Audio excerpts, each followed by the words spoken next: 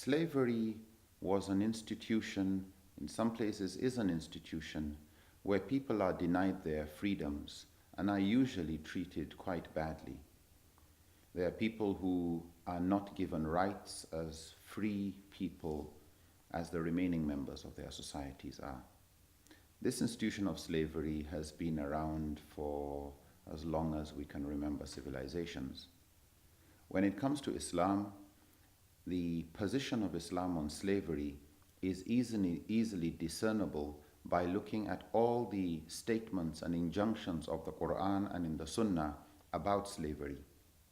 Was Islam interested in keeping this institution, or was it interested in abolishing it? When we look at all the teachings of the Quran and the Sunnah, hadith about the rewards of freeing slaves, the rewards in the Quran that piety is expressed not just in giving charity but in the freeing of people who are in slavery, we find all sorts of excuses in Islam for freeing slaves, for people who commit manslaughter, for people who break their fasts during Ramadan intentionally. For various other reasons, the freeing of slaves was considered an expiation of sin. We find among the companions of the Prophet, peace be upon him, Sahaba or companions such as Abu Bakr, among being those who was famous and well known for his virtue of buying slaves so as to free them. So when we look at it from the maqasid and the objectives of Sharia point of view, Sharia has always been against oppression and always been in favor of freeing people from oppression. Islam has been always interested in improving the condition of human beings and ending slavery.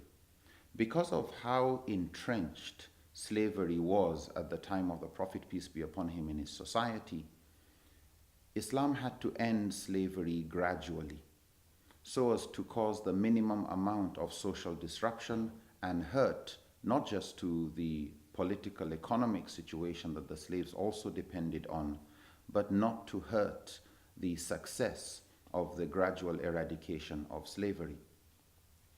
When we look at slavery as an institution that continued to thrive, people in pre-Islamic periods would get slaves through raids, they would get slaves through people getting in debts, they would have all sorts of arrangements for buying slaves, being born into slavery. Islam prohibited certain means of acquiring slaves. It prohibited raids, it prohibited acquiring slaves by debt. But in addition, among the first steps taken was to improve the standard of living of slaves, by injunctions, for example, in the Quran, which requires you to feed them with what you feed yourself, as you clothe them with what you clothe yourselves, to treat them nicely, to not even call them my slave in public, to make it clear that anybody who murders a slave will also be executed, to soften the type of legal punishments that would be meted out to slaves if they commit anything wrong. So a slave was given half the punishment other people would get if they did the same offense or did the same wrong action. So what we find is, firstly and simultaneously, there was an improvement in the standard of living of slaves. There was a cutting down of the channels through which slaves entered into the society, and people who during pre-Islamic periods would have female slaves or concubines and use them for prostitution, this was prohibited in Islamic law, and the relationship between the slave and the master was treated as a de facto relationship. It was a marriage-like relationship, but with the condition that any children that the slave woman has would be freeborn, and she can inherit from her master, and she is free as soon as her master dies. And that would be for those slave masters who did not want to set their female slaves free.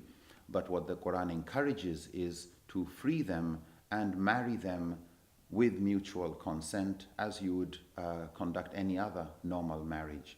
So these were all steps towards the gradual eradication of slavery, so that nobody would be born in slavery. All those who would be born free. The only channel of getting slaves would be through prisoners of war.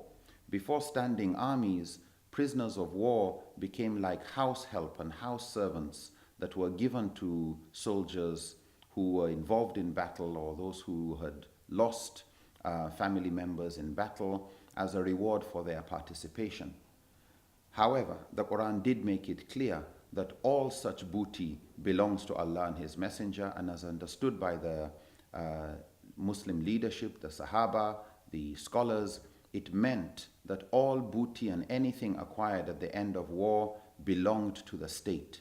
It was therefore up to the state to decide what to do with prisoners of war. And the Prophet, peace be upon him, would sometimes use them as ransom in exchange for other prisoners, would get the prisoners of war who were educated to do some kind of social service, like at the end of a battle, where he required those who were educated to teach others how to read and write to earn their freedom. And you find during the life of the Prophet, peace be upon him, it became clear through the teachings of the Quran and the Sunnah that everybody is a servant of God, and anybody could have been born a slave. Allah could have brought you up in any circumstance.